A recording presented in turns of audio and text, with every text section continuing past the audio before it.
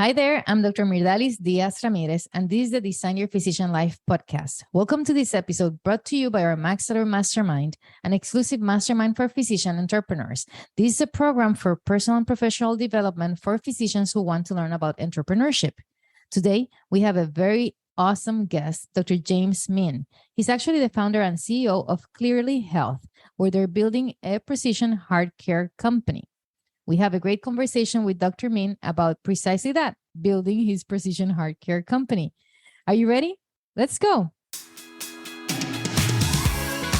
Welcome to the Design Your Physician Life podcast, where you will get excited about being a physician, learn the tools that can help boost your success, and great tips from successful doctors. Join us to unlock the keys to an amazing physician life. And now, here's your host, Dr. Myrdalis Diaz-Ramirez.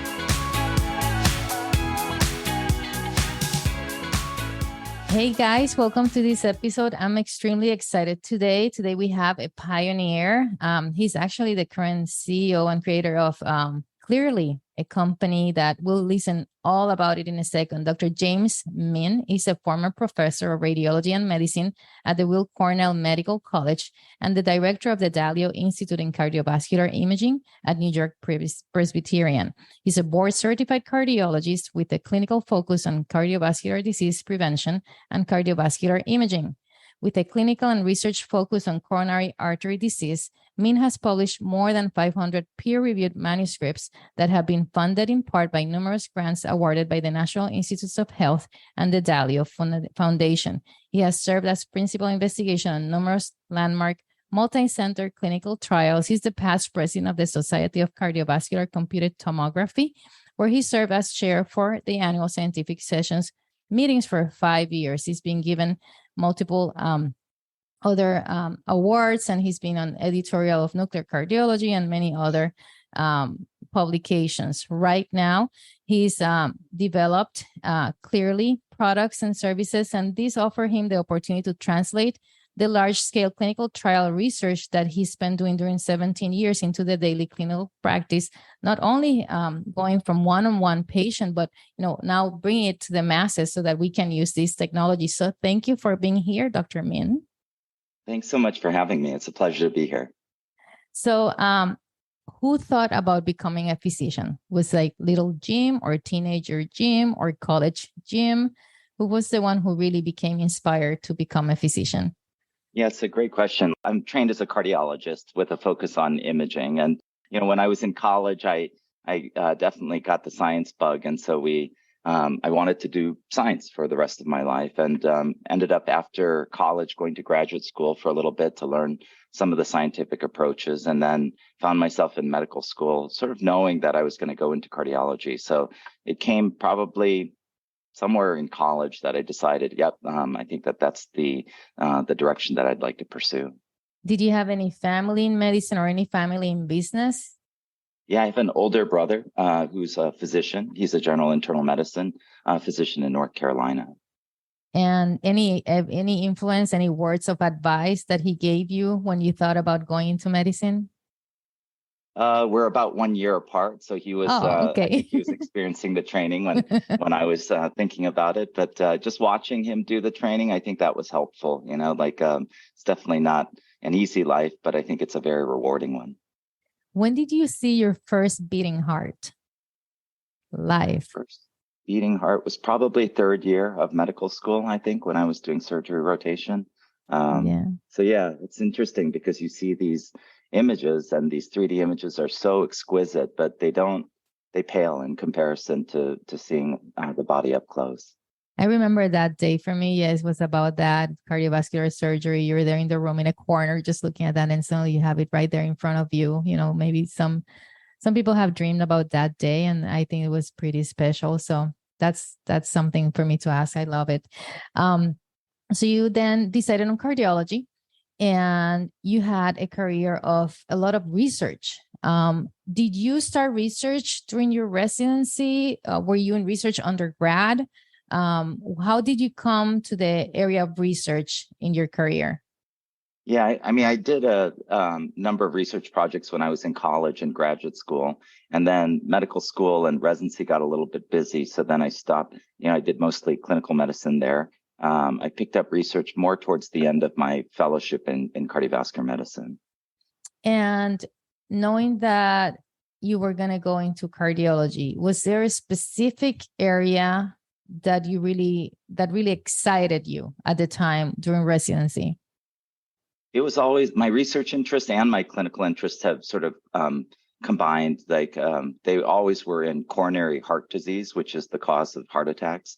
Given that heart attacks are still the number one cause of death and morbidity in this world, it just seemed like an important problem to address. And then scientifically, it's a very polyfactorial or multifactorial problem. So it ends up becoming a very interesting scientific question as well, because it combines things like situational and environmental things with psychosocial things, with inflammation, with thrombosis, with atherosclerosis. So it was really, it's a pretty rich area. If you enjoy research, there's many ways that you can try to tackle the questions. And since you've been a resident and now that you have Cleerly, how has we've seen a lot of change in the way that we manage cardiovascular disease. Like people are really living longer with a lot of the therapies. It's been amazing. How do you feel to be part of that? How has that impacted your life of those changes in medicine, the way that we care for these patients? I mean, it's been a revolution just in the last 5 years, actually. So when I started cardiology fellowship, it was now at least 2 decades ago. So it's been a while. But at that time, we were taught a number of things that turned out not to be true. Like we were taught that patients who had symptoms like chest pain or shortness of breath were those who were the ones at risk, and that if we could relieve their symptoms, we would somehow reduce that risk of having a heart attack in the future. What we found was that relieving their symptoms did exactly that. It made people feel better and relieve their symptoms, but it actually didn't do anything to reduce heart attack risk. And just in the last 5 years, we've seen just an enormous amount of data as well as therapeutics that have been introduced that are truly blockbuster successes in our approach to try to reduce and prevent heart attacks. So I think that the next phase of this field is to really do better identification of patients who are at risk, so that we can get to them early and treat them when the issue is an issue but not a problem. So it's basically like changing from treating symptoms to prevention medicine, right? From being reactive medicine to preventive medicine. Yeah, it's a really great point that you make, because that's exactly what it is. It's trying to go to the left side of the spectrum where you can prevent early disease rather than going to the right side of the spectrum when you're treating late stage disease. I mean, we were always taught that asymptomatic people, we could just check risk factors of disease. But what you realize when you take a step back is risk factors of disease is actually not the disease. They're just factors that are associated with the disease. And so our last maybe 15 years has been really trying to focus on primary heart disease itself. And that has been quite fulfilling, both from a clinical standpoint as well as from a research standpoint. We just learned a lot about vascular biology. And in my own research career, the interest was never just to understand the science, but to figure out how to translate that science into daily clinical practice so that it could actually help people. Are you seeing any patients at all? When was the last time that you saw patients? Yeah, it's a good question. I left my position at Cornell Medical College and New York Presbyterian Hospital at the end of 2019 to pursue the company full time. It was really sort of a natural extension of what we were already doing at Cornell and New York Presbyterian, and I haven't had an opportunity to go back, but I do miss it, so I will probably go back at some point in the near future to seeing patients. What I realized was the scientific questions, as much as I'm interested in them, they never came from me. They always came from the patients. So if a patient came in and had a particular condition or a particular question that they asked that I didn't know the answer to, that was always the nidus and the foundation for the research that we conducted. So I think if you lose sight of the patients that you're trying to help, you'll lose sight of the important questions to ask. That's amazing, because, I've been doing this podcast for some time now, and I see all these physicians talking about entrepreneurship and everything they're doing, and most of them really want to continue being physicians. It's that curiosity, that connection to the patients that we have. And in your case, it can also keep feeding your research and the success of Cleerly at the same time, because then you keep that connection, that source of, as you say, source of questions that brought you here in the first place. So that's exciting to see that physicians, we always want to try to keep that connection somehow. In your career, when you were there at Cornell Presbyterian, how much of your work was clinical and how much of your work was research? And when did you start? How many years out did you start to, like, there's the concept of Cleerly and then there's the business of Cleerly. What was your transition through the years? Yeah, I think from the time I started as an attending cardiologist physician, that was 2005. And I spent the first 6 or 7 years doing a lot of clinical medicine. It was mostly a 100% clinical job. And I would do some research on nights and weekends. And then as that sort of evolved, I transitioned and decreased the amount of clinical activity in lieu of more research activity. But they always linked. So we had done an array of large-scale multi-center clinical trials. And that was the one piece of advice that I gave to our training fellows, was that, if there's a question that's worth asking, it's a question worth asking within the context of a high quality prospective multi-center clinical trial. So we did a lot of clinical outcomes research while focusing on using imaging to better understand patients' heart disease and really to use it to guide how we would treat these patients. And it was, we learned so much from the clinical trials that we knew how to apply that information.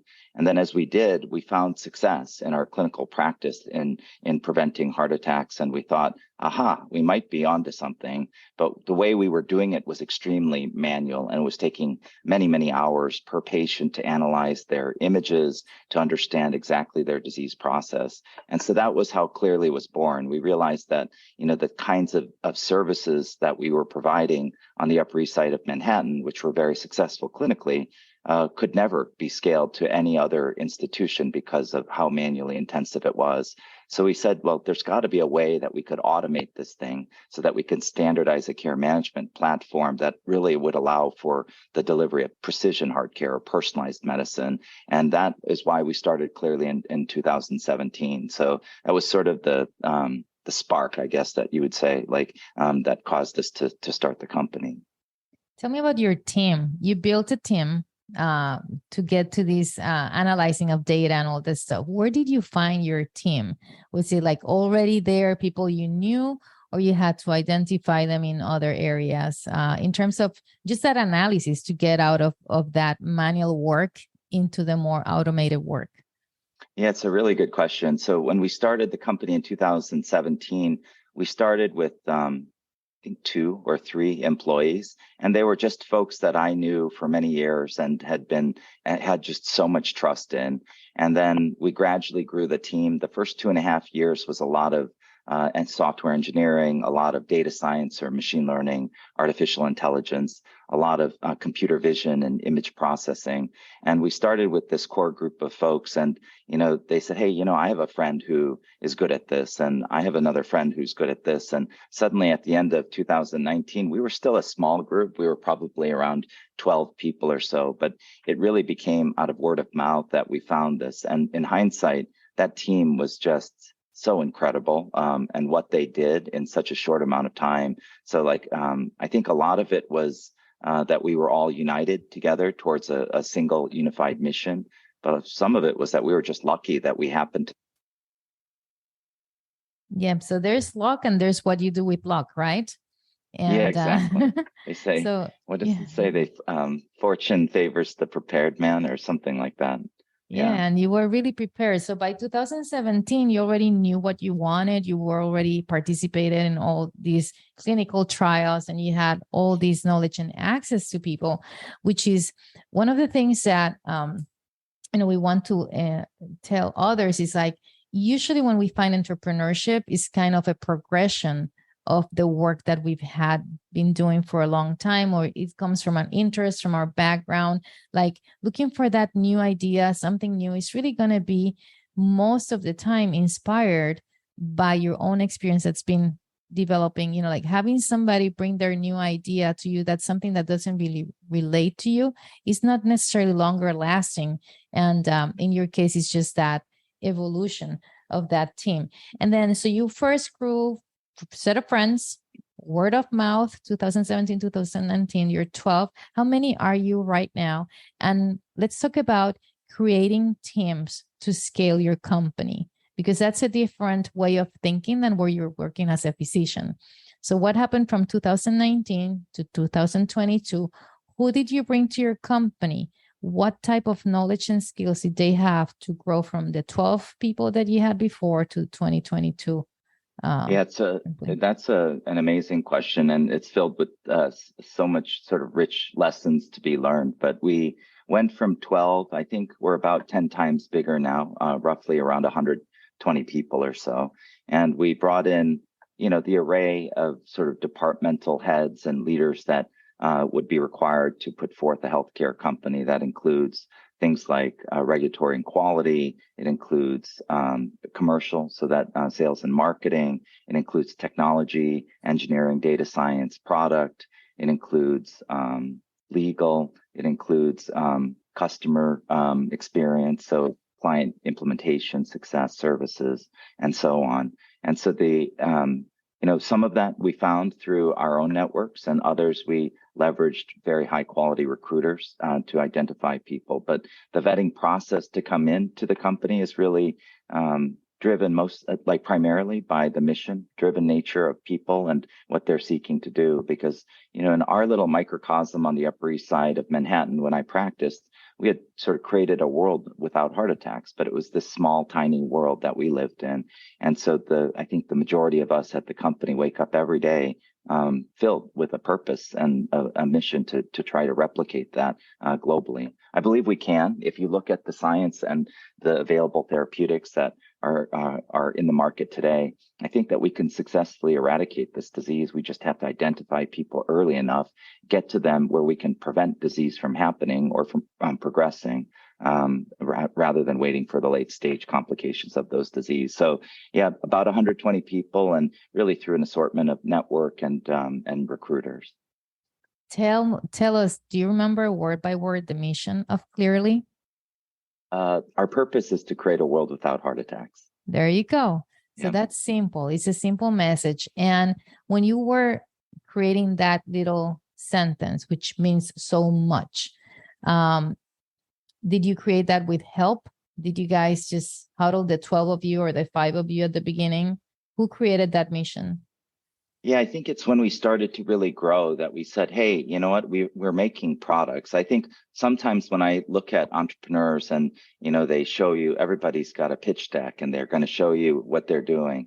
And we were guilty of the same thing when we started the company, is that there's so much emphasis on the product, right? Like what you're making, because that's what your boots on the ground in the weeds doing every day. You're trying to make product.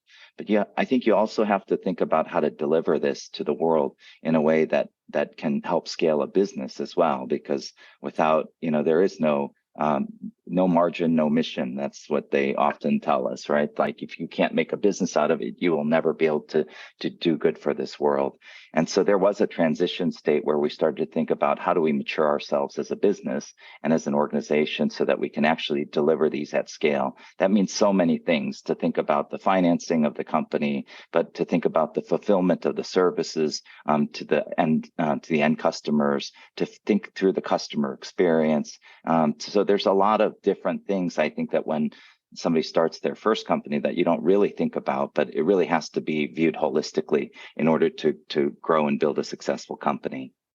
Tell me about the culture of your company, because you can create a company that has wonderful minds who know how to run these AI protocols and do all these machine learning and have all this knowledge about the market. But there's something about the culture of the company.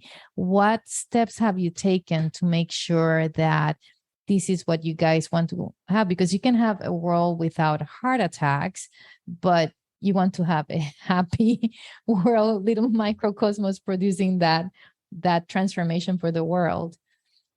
Yeah, the culture is really important to us. Like, I think that, it's probably one of the top three things, like in any company. I think if you've got an amazing group of folks who are rallied around a mission, who share the same value systems, that company will err towards success almost every day of the week.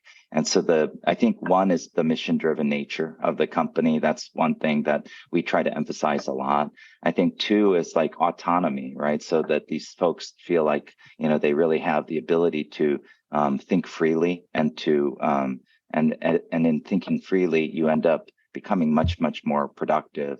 I think diversity, equity, inclusion is something that is important to us, and we have a committee that's dedicated to that. And then I think maybe the thing that's not as tangible or as recognizable is that, there's, in any organization, there's always an org chart, right? And that org chart comes with reporting lines and whatnot. But I think that formally, while there's an org chart, functionally, the organization is flat and should be flat. And so that means that, like, everybody, it's a startup, and there's always more work than you can accomplish in any given day. So let's just band together and be a team and really try to tackle this problem together. I think that is something that I hope infuses through our culture, but that whole notion of we're all colleagues, we're all in this together. As I look at it, every function is essential, right? If the regulatory function doesn't go well, then the company doesn't do well. If the commercial function doesn't do well, the company doesn't do well. If the communications function of the company doesn't do well, the company doesn't do well, and so on. And so really understanding how essential every person is to our efforts and to our mission. That's amazing. You have identified some so important aspects. And I think that what you find in entrepreneurship, which is what we try, we have a what we call our Maxillary Mastermind, which is a mastermind where we teach physicians entrepreneurship. Is a personal and professional growth program. One of the things that we know that entrepreneurship will give us is that autonomy. And we know that happiness, one of the elements for happiness is having that autonomy, and that has to be part of your company. But as physicians, we have lost so much autonomy. There's so much that's in between the patients and us in terms of making that decision. In your case, you're bringing that as part of your of an element that has to be present for you to have productive employees, right? But it's not something that has happened as in the transition in medicine, where that element has still been part of what physicians experience on a daily basis. That autonomy is not necessarily there anymore. And that's why we think entrepreneurship brings you that piece. So in your diversity and equity and inclusion committee, is there any particular requirements, how does that flow in the company? Yeah, it's a good question. Like, it became something very important. And so there were two folks who volunteered to try to lead this effort. So it's a committee effort that will continue to grow over time. But we recognize that we had significantly grown, and that we will continue to significantly grow over the next several years. And to just really to highlight that as an important aspect of the business, there's both a fairness issue to it, as well as a business aspect to it. Like the fairness or issue is that, like, we need to respect this, like, and we need to respect the diversity that's available to us. But there's a pragmatic view to it too, where if you look at companies that focus on diversity and equity inclusion, they actually do better than companies that do not, like, and they're more successful commercially. So I think there'll be a lot more that will come as we continue to expand, but we just knew we wanted to put that foundation in place early, so that we could prepare for our growth and adapt accordingly. How do you see Cleerly in the future now that you're preparing for growth? So you had Cleerly, 2017 is when you guys came together. It's only 5 years ago. So how do you see the next 5 and then 10 years? Yeah, I think that's a great question. Like, we probably at least in 2 phases. Like, there's one phase where we have been out in the the commercial marketplace for a little over a year now, and that has been growing quite substantially. And so we're pleased with that growth. What we do is we really try to focus on two areas: the traditional sort of fee-for-service models that we've become accustomed to over the last 40 years.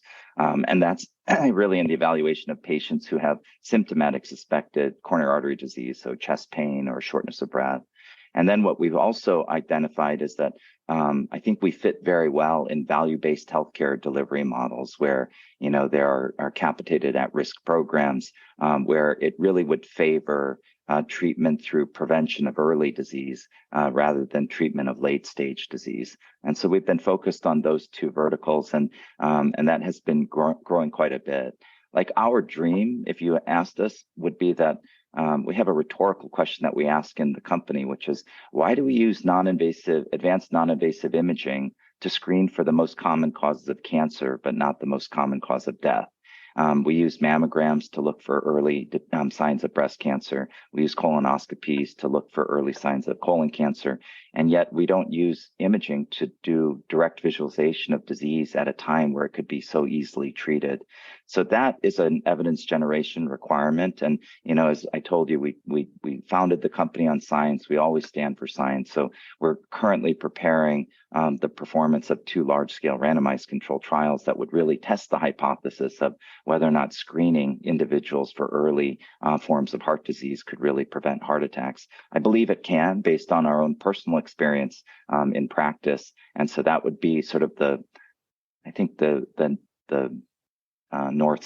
guiding North Star for us if we could somehow achieve that, where we're now screening patients for heart disease in a policy endorsed setting, that would be very fulfilling for the company.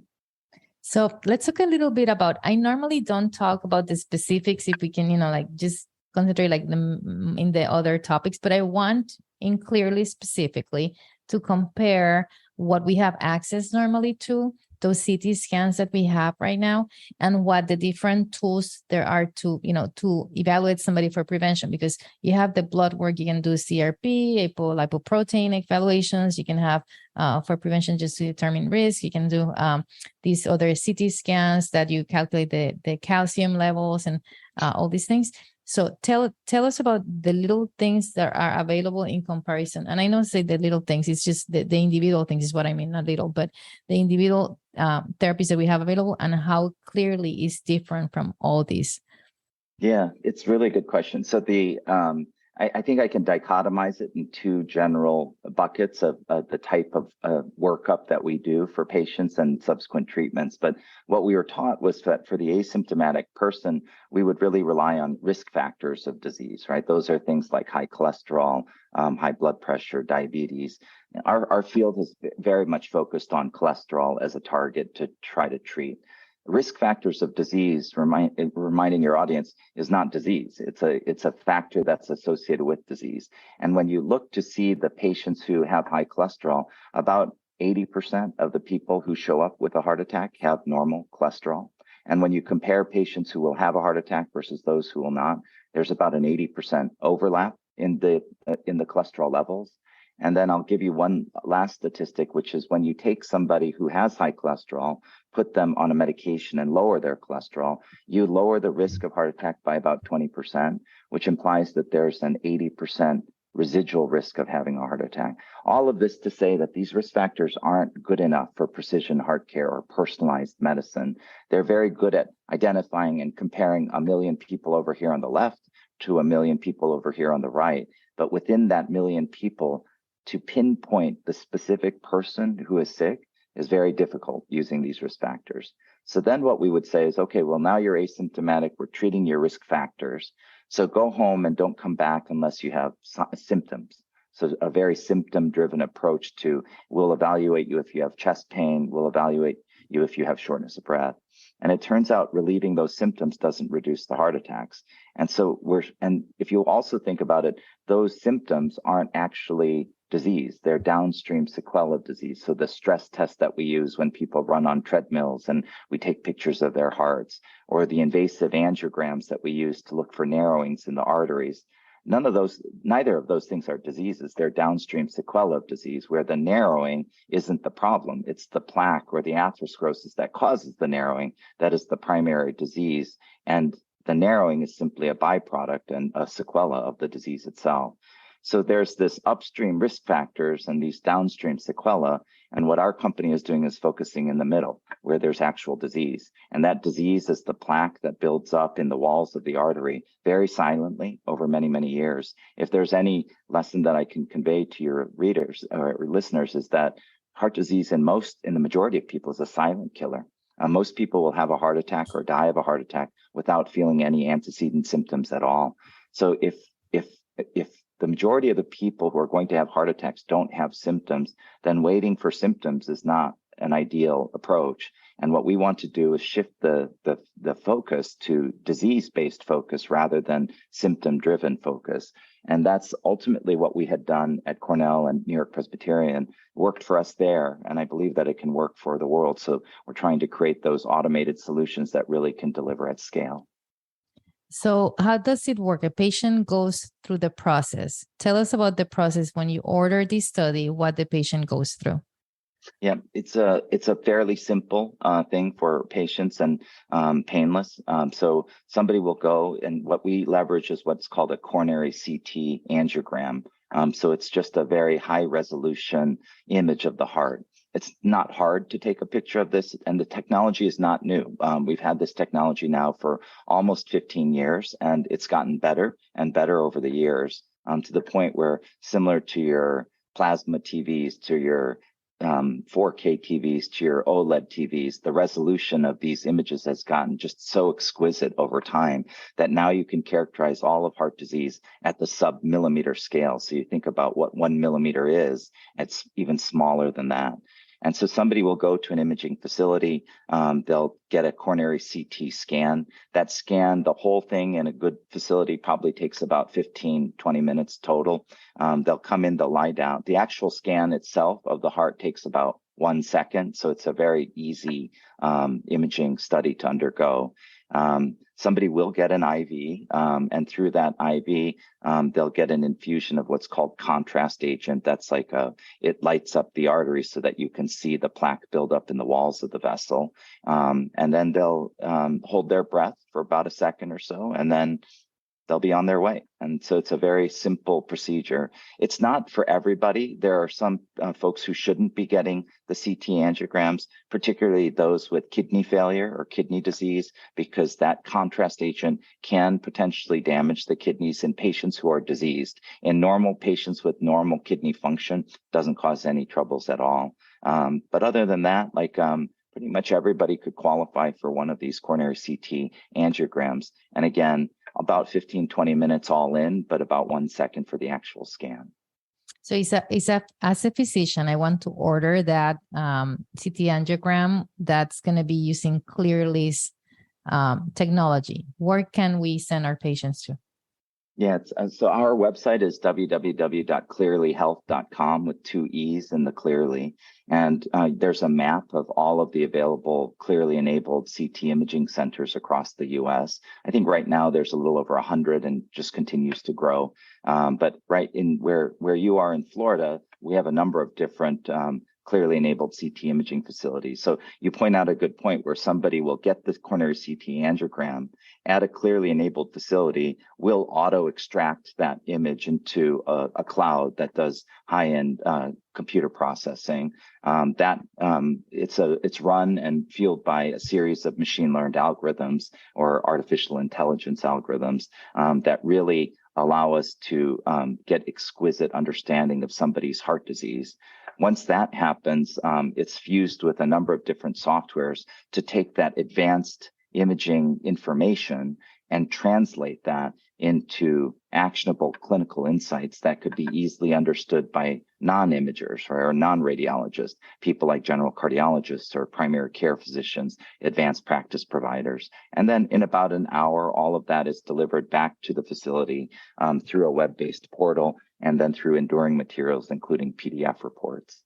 So that patient could have access to their results like almost that same day, basically. Yep, exactly. And they have Exactly. access to their portal, to their results in a Cleerly website, or do they come through the radiology place? Yeah, it's a good Facility. question. Like we always all the delivery of the medical information will be through the doctor. What we would like to do is help strengthen the physician-patient relationship. We never wanted to disintermediate it, and so we're a service provider that will serve the physicians, and then those physicians can disperse the information as they feel fit. Tell me about your microcosmos population in New York. When you started using this therapy and then you started implementing prevention therapies for the patients rather than just giving them, medication for their cholesterol, how that changed that population? How did that change the way that you prescribe, what you were prescribing at the time when you were doing medicine there in New York? Yeah, that's also a really good question. Like I can tell you about a couple of patients. I had one person come in with an LDL or a bad cholesterol level of over 200, which is exceedingly high when you look at the traditional graph of the way people present with cholesterol. But then when we imaged him, he didn't have any disease at all. And we wanted to image the two areas that would really cause potential harm in him. So that was the carotid arteries, those arteries that allow blood flow to go to the brain, and then the coronary arteries, the ones that provide blood supply to the heart and are the cause of heart attacks. Well, he had proven over 57 years of his life that he didn't create even a single speck of plaque in his arteries. And so what we sat down and we talked about it at length and said, look, we're not going to treat you if you don't want to be treated, because we would just be treating a lab number. We wouldn't be treating a person at that point in time. And so that was sort of the de-escalation of therapy. When somebody doesn't have disease and doesn't need to go on a medication, there's a whole host of folks who fit into that category. And then there were other folks who had more premature heart disease. And what we realized was, like, we need to get on top of this. And so we would treat them, but we recognized that there was that 80% residual risk. So what we would do is intermittently, we would do another scan just to make sure that the therapies were working to stop the progression of new disease, and that we had sort of paralyzed the disease in its tracks. And so that's sort of two examples of how we leveraged the information to really understand longitudinally how that patient would do and whether or not they were responding well to the therapeutic regimens that we were prescribing. And by therapeutic regimens, it can include medicines, but it can include a lot of lifestyle interventions too, right? So things like you had mentioned earlier, that like you were transitioning into functional medicine. I mean, coronary heart disease and the cause of heart attacks is such a polyfactorial thing that we call it it's at least the situational inflammatory atherothrombotic process. Let's unpack all of that. Situation means I'm shoveling heavy snow, or I'm sprinting down to catch the bus. Inflammatory means that it's a very inflammation-related process. Athero means it's related to atherosclerosis, or the plaque that builds up. That's what we're seeing on the CT scan. And thrombosis relates to blood clotting, because you need the clotting of blood in order to suffer a heart attack.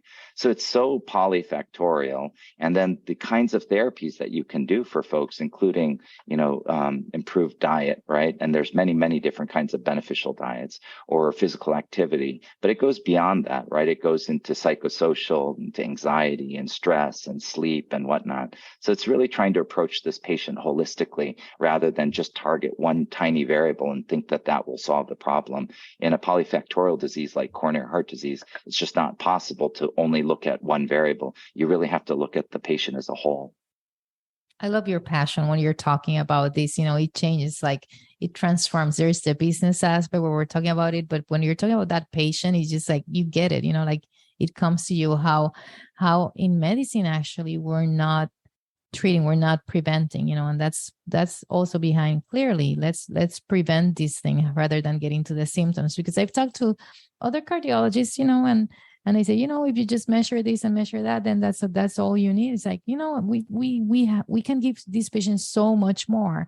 And it's not only about improving longevity, it's about improving vitality, improving quality of life.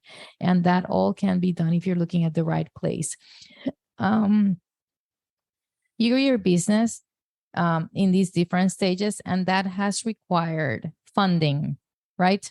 You had your idea for Cleerly, and then you had your idea for hiring all these people, but you require some funding.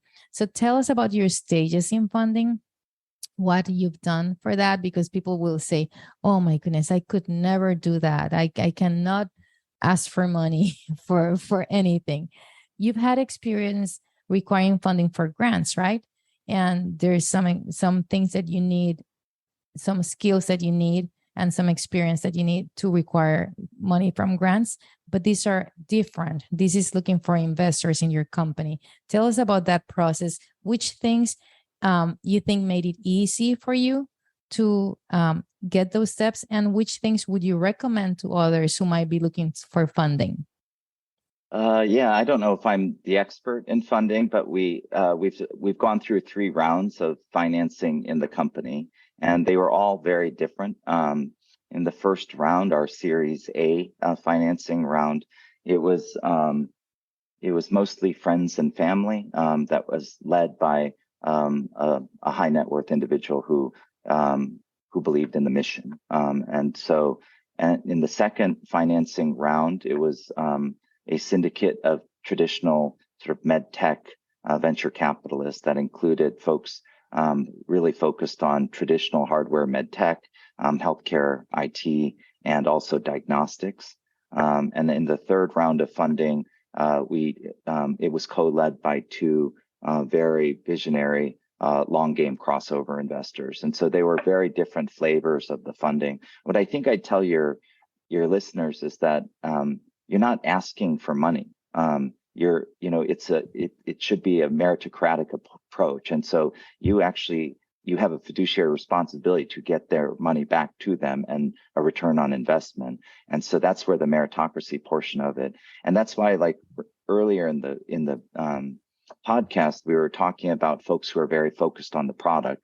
I think you have to be maniacally focused on the product and passionate about it. Otherwise, it's just not worth waking up every day to try to go and try to make that. But you also have to be extremely focused on the business, right? And growing the business. And it's like a baby, right? It's something that grows and evolves over time and matures over time. But if you don't think about the business, then you're just asking for money from the investors. If you have a good sense of how you're going to grow that business, then you're not coming in with your hand out. It's a partnership where you've devised a plan to grow the business, and that investor can get a return on their investment. So I think it might be sort of a fine line to some of your listeners, but it's a very, very different philosophy and approach where you just think about the product and I need money to make my product versus I need capital to really grow this business and scale it so that it can deliver these products and services to patients worldwide. That's great. A great way. It's changing that mindset, right? That's from the medical to the business mindset.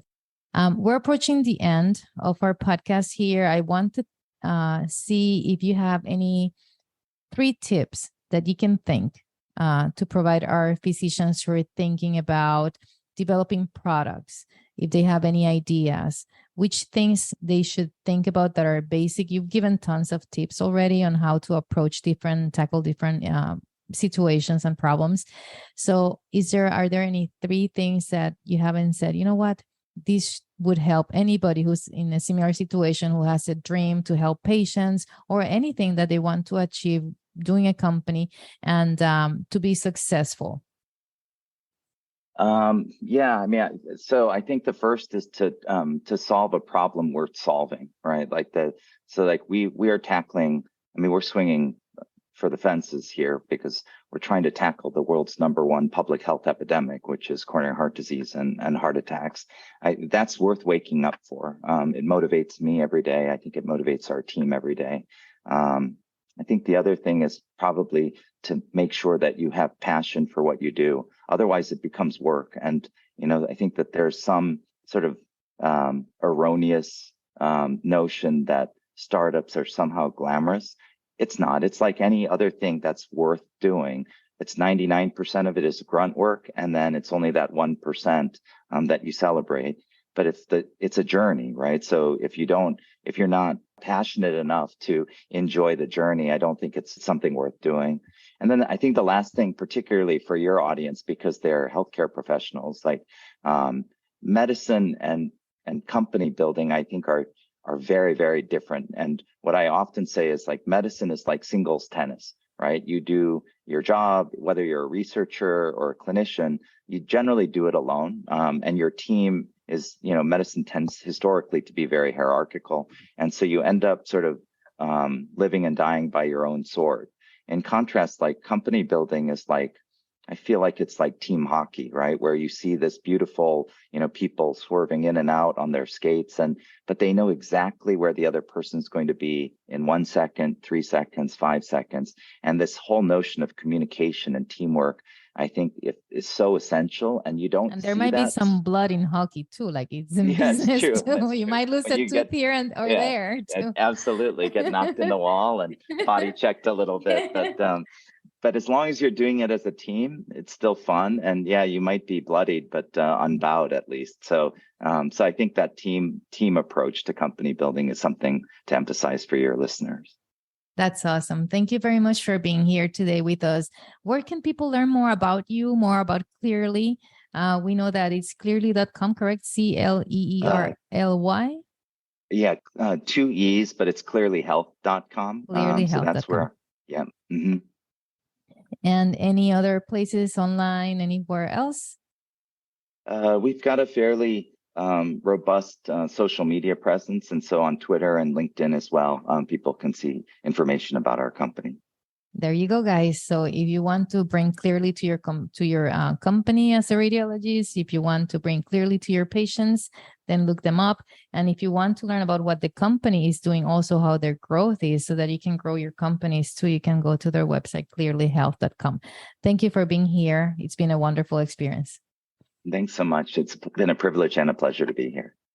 Well, guys, that's it for today. Stay tuned for more of our Design Your Physician Life podcast, which was brought to you today by our Maxillary Mastermind, that personal and professional development program called Exclusive Mastermind for Physician Entrepreneurs, where you can learn about entrepreneurship as a physician. We will continue to bring you useful resources to develop your physician entrepreneur life, like we did today with Dr. James Min. You can actually learn more about him and his company at cleerlyhealth.com. That is CLEERLY health.com. Thank you for joining us. We hope you had a great time as we did. Stay in touch with us. Visit our website, maxallure.com. That is MAXALLURE. Please don't forget to subscribe, like us, give us 5 stars, and share the love with your friends and family. See you later. Thanks. Bye. Please remember that Design is not providing specific financial, medical, or career advice. Our only intent is to stimulate your appetite for growth by sharing our experience and those of our speakers, coaches, and guests. Your personal growth and success will be unique to your circumstances and your hard work. We sincerely hope you enjoyed the show and look forward to seeing you next week.